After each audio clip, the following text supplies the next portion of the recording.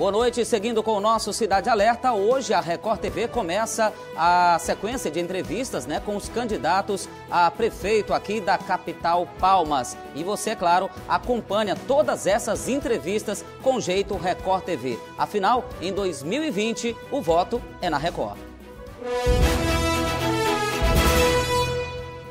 Bom, pessoal, o convidado de hoje é o candidato, o professor João Aparecido Basoli, que é professor e pesquisador da Universidade Federal do Tocantins. Boa noite, candidato. Já quero começar perguntando, por que o senhor decidiu ser candidato a prefeito aqui da capital?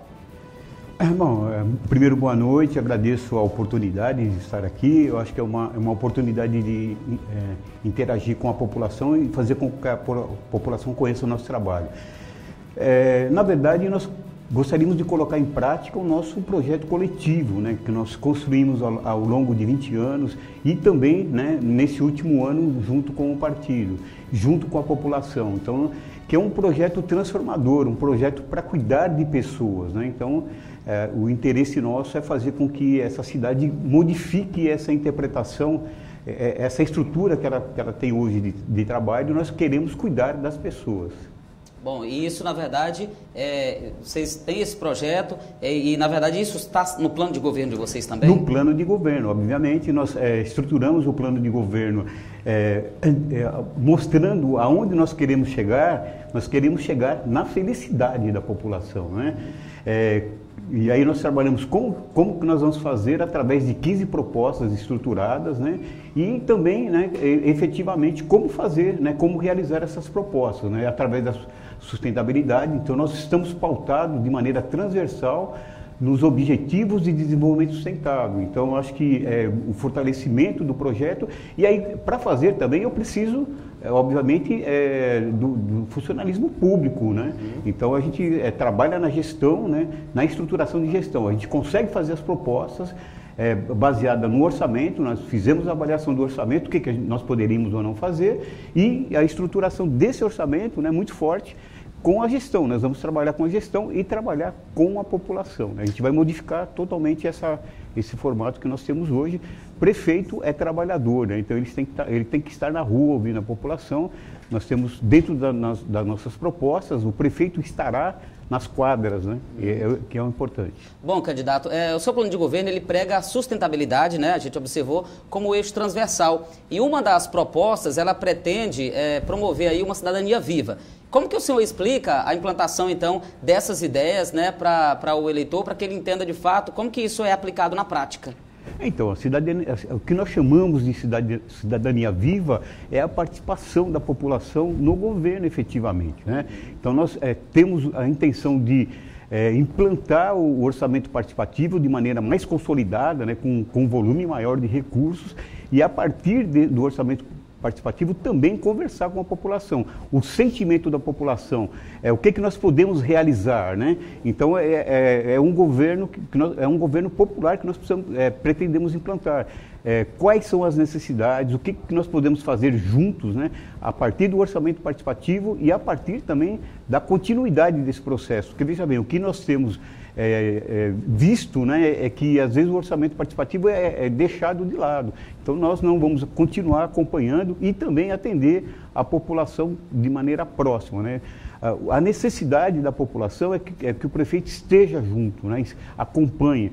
A população já tem voz, sabe o que tem que falar, mas não tem as pessoas para ouvir, Então, Palmas terá o prefeito, para ouvir a população e atender, e trabalhar em conjunto, porque não há possibilidade de realização sem trabalho em conjunto. Agora, candidato, caso o senhor seja eleito, qual seria a solução apresentada, para resolver o problema, por exemplo, da falta de moradia aqui na capital e também a questão da regularização fundiária aqui do município? Regularização fundiária, eu trabalho já há mais de 30 anos. Aqui em Palmas participei do plano de elaboração do plano de regularização fundiária, enfim. Então é uma área que eu domino integralmente, Então a gente sabe da possibilidade de resolução e que na verdade falta vontade política para que isso ocorra, Então no nosso caso, além da expertise, além da criação de uma secretaria especial com a valorização dos funcionários, porque veja bem, regularização fundiária não faz sem técnicos especializados, né? Então veja bem, eu tenho 30 anos e ainda preciso conhecer muito. Então nós precisamos de técnicos especializados, precisamos dar cursos, acompanhar e recursos para que isso ocorra. É possível acontecer, nós temos uma legislação recente que está aí para ser utilizada, infelizmente falta vontade política. Nós temos consciência plena que é possível resolver o problema de regularização fundiária em Palmas. Tem um caminho mais fácil assim para que a pessoa de casa entenda o que vocês já estão trilhando exatamente para isso logo de início, caso fosse eleito? Sim, até porque a legislação possibilita, né? Os assentamentos podem pedir a regularização hoje, né? Então hoje facilita muito, ele não depende de terceiros para pedir, tem que pedir a prefeitura agilizar esses processos, né? Então veja bem, o que está faltando é comunicação com a população para que elas entendam esse processo. Então é solicitar e trabalhando no conjunto, precisa de um plano urbanístico, trabalhar junto com as universidades. Nós fazemos isso, eu sou coordenador do Laboratório de Cidades e nós fazemos esse trabalho na universidade hoje, né? Então veja bem, ampliar isso e, como poder público, efetivar as regularizações. Então, é possível, não tenho dúvida. Agora, candidato, a cidade de Palmas, ela também é uma cidade turística, né? E que precisa, claro, continuar avançando nesse quesito aí. Existe alguma proposta para incentivar e desenvolver o turismo local aqui da capital, tendo em vista que, né, que Palmas é visitada aí, inclusive, e conhecida internacionalmente, tem vários atrativos aqui no Tocantins e principalmente nessa nossa região?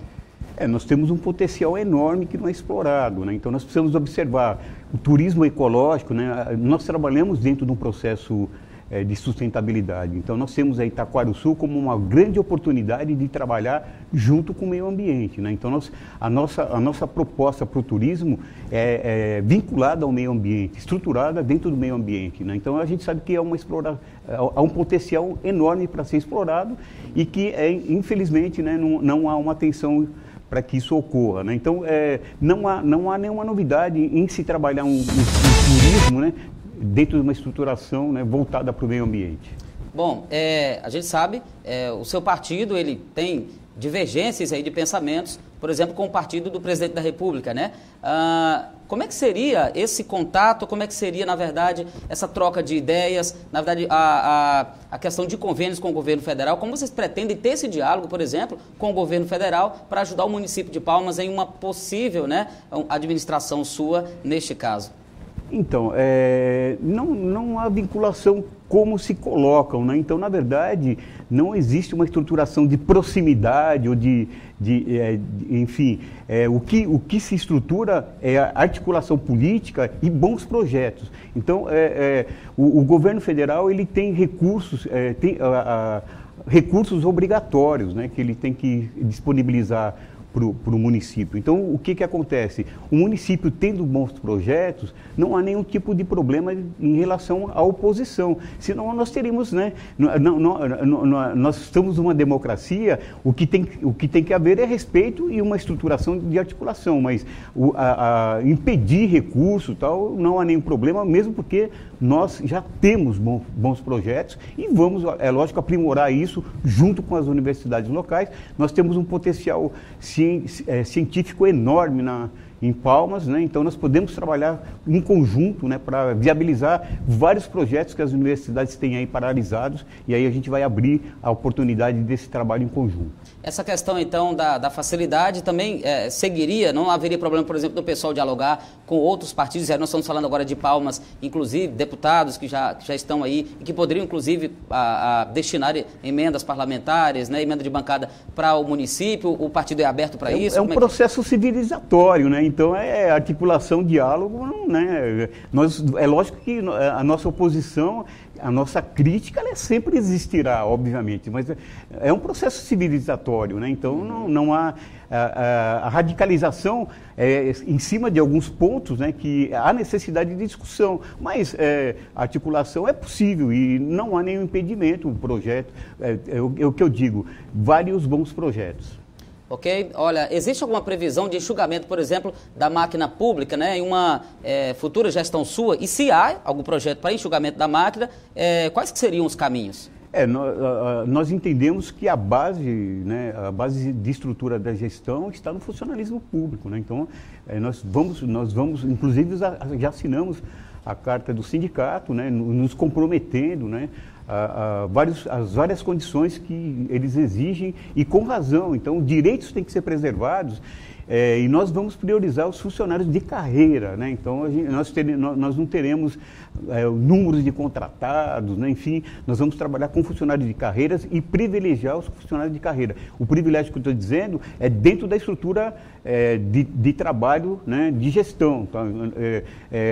No caso, qualificação, formação continuada, salário digno, saúde, essas questões a gente tem que estar acompanhando. E a base do prefeito é o funcionalismo, né? Não dá para você desprezar o funcionalismo, obviamente, né? Qualquer prefeito inteligente vai trabalhar com funcionalismo. Mas, por exemplo, haveria a redução de secretarias, essa forma administrativa de vocês? Então, a estruturação, é lógico que nós vamos implantar a estruturação para atender aos nossos projetos. De maneira geral, nós entendemos que não haverá uma desestruturação do que já existe, né? Nós vamos fazer adaptações, obviamente, para que o nosso projeto, né, caminhe, para que o nosso projeto transforme essa cidade. Uhum. Agora, candidato, e com relação à pandemia de coronavírus, nós sabemos que é um momento, né, diferente para todo mundo, Palmas não é diferente disso, mas nós sabemos também, pelo menos os indicadores mostram isso, que as cidades, né, o futuro prevê aí tempos de dificuldades também, né? Ajuste de contas, uma nova realidade após essa pandemia. Essa sua gestão, uma possível gestão, estaria preparada para isso, para esse enfrentamento, né, desse novo momento e como? Bom, obviamente, né, nós teremos uma nova realidade, uma crise econômica mundial que se reflete, obviamente, em Palmas. Eu tenho acompanhado agora na cidade a desestruturação que está ocorrendo, várias empresas fecharam, então nós teremos um problema econômico, né?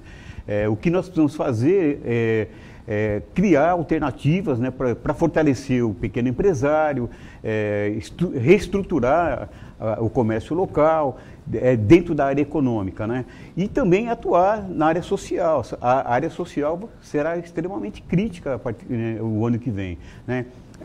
Nós temos planejamentos que se integram, né? Então, quando nós falamos que a nossa base está fincada nas pessoas, é porque nós fizemos o plano de pessoa, o nosso plano de governo, olhando para as pessoas. Então, o que nós vamos fazer? Nós integramos várias áreas, né? Então, não há distinção. Então, veja bem, como que nós vamos fomentar a economia local?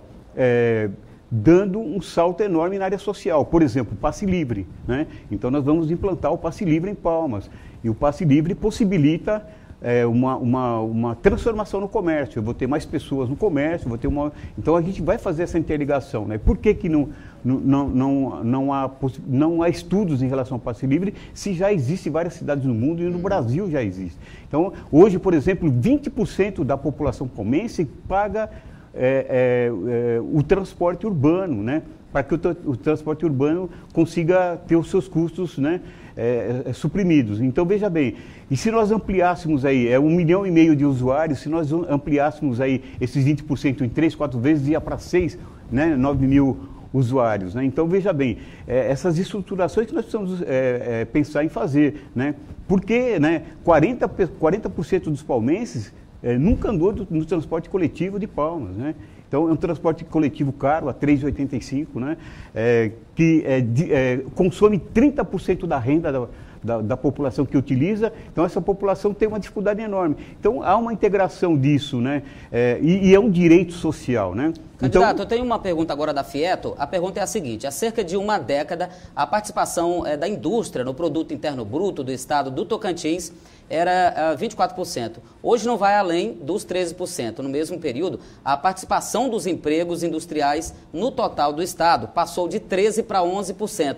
Apesar de ouvirmos aí com frequência, né, de gestores públicos que a ampliação da indústria é uma alternativa de desenvolvimento para os municípios, esses números revelam, na verdade, então, um processo de desindustrialização da nossa economia. Ele é nocivo na medida que condena o Estado a um mero gerador de bens primários e o afasta da estrutura mundial de produção e da geração de empregos fora da esfera do governo. Se eleito, a Fieto pergunta, como sua gestão pretende promover a industrialização do município?